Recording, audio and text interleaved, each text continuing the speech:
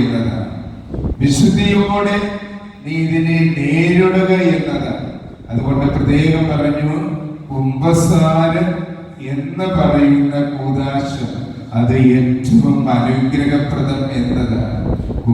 നമ്മൾ പറയാറുണ്ട്, നിങ്ങൾ കുംഭസാരിച്ച് ഒരുങ്ങിയിട്ട് വേണം വിശുദ്ധ കുർബാന സ്വീകരിക്കേണ്ടത്.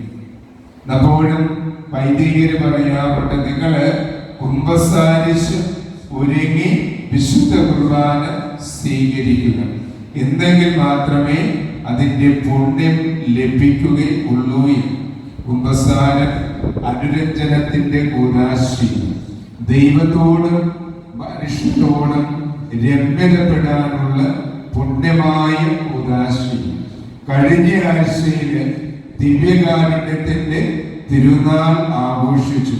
പരിശുദ്ധ കുർബാന എന്ന കൂദാശയെ പറ്റി പഠിപ്പിക്കുന്നത് ഇപ്രകാരമാണ്: കൂദാശകളുടെ കൂദാശയല്ല, അതായത് എല്ലാ മറ്റു കൂദാശകളെല്ലാം ഇതിലൂടെ പരികർമ്മം ചെയ്യപ്പെടണമെന്നത്.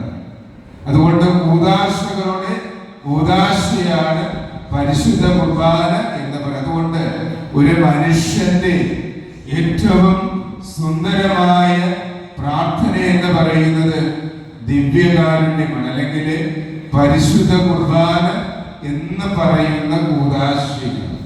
ഞാൻ കഴിഞ്ഞ ആഴ്ചയിൽ എൻ്റെ ഇടവകയിലെ ആൾക്കാരോട് എൻ്റെ പുസ്തകം തുടങ്ങുന്നതിന് മുൻപായിട്ട് ചോദിച്ചതെന്ന് പറയുന്നത്, നിങ്ങൾ എന്തിനാണ് ദേവാലയത്തിൽ വന്നത് എന്ന്. രണ്ടാമത്തെ ചോദ്യം അത്ഭുതം എന്ത് എന്നതാണ്. രണ്ടിനും അവര് ഉത്തരം പറഞ്ഞു.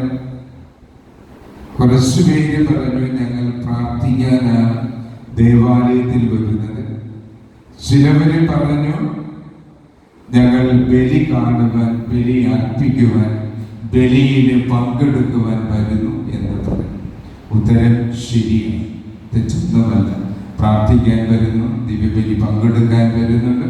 കുർബാന സമയത്ത് നമ്മൾ വന്നാൽ കുർബാന കാണാനും പ്രാർത്ഥന, കുർബാന തന്നെ പ്രാർത്ഥനയാണ്, ഏറ്റവും വലിയ പ്രാർത്ഥനയാണ്. രണ്ടാമത്തെ ചോദ്യം എന്നത് എന്താണ് അത്ഭുതം എന്നതാണ്. നിങ്ങൾ എന്താണ് അത്ഭുതം എന്ന് ചോദിച്ചാൽ നിങ്ങളുടെ മനസ്സിൽ വരുന്നത് എന്താണ്? നമ്മൾ പറയും അപ്രതീക്ഷിതമായിട്ട് സംഭവിക്കുന്ന എന്തിനേയും, ഇല്ലേ?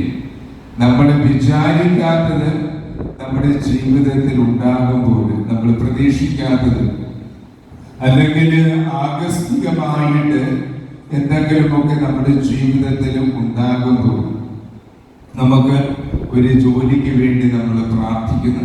അങ്ങനെ ഇരിക്കുമ്പോൾ ഒരിക്കലും കിട്ടാത്ത ഒരു ജോലി, പ്രതീക്ഷിക്കാത്ത ഒരു ജോലി നമുക്ക് ലഭിക്കുമ്പോൾ നമ്മൾ അതിനെ അത്ഭുതം എന്ന് പറയും.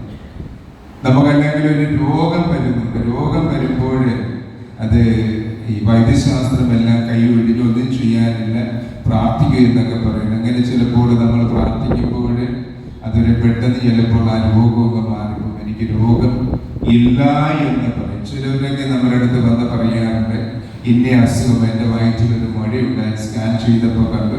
പിന്നീട് ചെല്ലാൻ പറഞ്ഞു, ഞാൻ വന്ന് പ്രാർത്ഥിച്ചു, അല്ലെങ്കിൽ ഏതെങ്കിലും തൊഴിലാസനത്തിൽ പോയി പ്രാർത്ഥിച്ചു. പിന്നെ രണ്ടാമത് ചെന്ന് നോക്കുമ്പോൾ ആ മുഴയില്ല, അത്ഭുതം സംഭവിച്ചു. ആകസ്മികമായിട്ട് അപ്രത്യക്ഷമായിട്ട് സംഭവിക്കുന്നതിന് നമ്മൾ അത്ഭുതം എന്ന് പറയും. ഇത് നമ്മുടെ ജീവിതത്തിലെ ദൈവത്തിന്റെ അടയാളങ്ങളാണ്, ഇടപെടലുകളാണ്. നമ്മൾ അങ്ങനെ ചെയ്യാറുണ്ട്. ചിലവര് ഇങ്ങനെ പല സ്ഥലത്തും ഇങ്ങനെ ഓടി ഓടി പോകുന്നു, വേന സെന്ററുകള്, ധ്യാന സെന്ററുകളിലൊക്കെ പോകും, നല്ലതാണ്.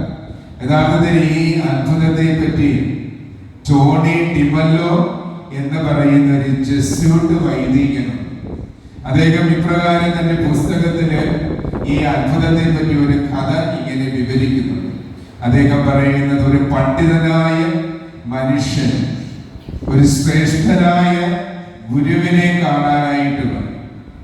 ഗുരുവിനെ കാണാൻ വന്നപ്പോൾ ആദ്യം കണ്ടുമുട്ടിയത് അദ്ദേഹത്തിന്റെ ശിഷ്യനെയാണ്. ആ ശിഷ്യനോട് ചോദിച്ചു, അങ്ങയുടെ ഗുരു വളരെ ശ്രേഷ്ഠനാണല്ലോ, ലോകം അറിയപ്പെടുന്ന മനുഷ്യനാണല്ലോ, അദ്ദേഹത്തിന് ഒത്തിരിയും അത്ഭുത സിദ്ധികളുണ്ടല്ലോ. ഈ അത്ഭുത സിദ്ധികളൊക്കെ എവിടെ നിന്ന് കിട്ടിയെന്ന് ചോദിച്ചു. കുറെ